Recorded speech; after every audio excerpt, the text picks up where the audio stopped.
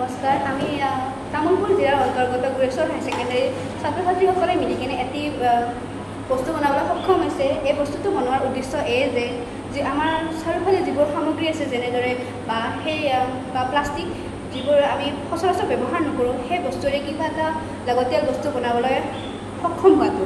আৰু এই বস্তুটো বনোৱাৰ উদ্দেশ্য এই যে আমাৰ সাধাৰণতে চকুত নপৰা বা আমি যিবোৰ বস্তু আমি পেলাই দিওঁ সেই বস্তুবোৰ আমি ভাল কামত যে ব্যৱহাৰ কৰি কিনে আমি দৈনন্দিন জীৱনত ব্যৱহাৰ কৰিব পাৰোঁ, সেইটোৱে আমাৰ উদ্দেশ্য। এই বস্তুটো আমি দুটা কাম বিভিন্ন কামত ব্যৱহাৰ কৰিব পাৰোঁ, কিন্তু তাৰে দুটা কাম আমি উল্লেখ কৰিম বুলি ভাবিছিলোঁ।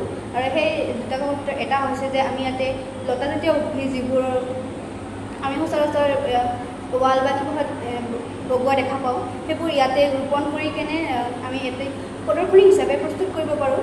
তথা ঘৰত যিকোনো ৱালত এখনত টাঙি কেনে ইয়াতে সৰু বস্তু কিচেন কলম ব্ৰাছ এইবোৰ আমি ইয়াতে ৰাখিব পাৰোঁ। এইখিনিয়ে কথা আমি ক'বলৈ খুজিছিলোঁ।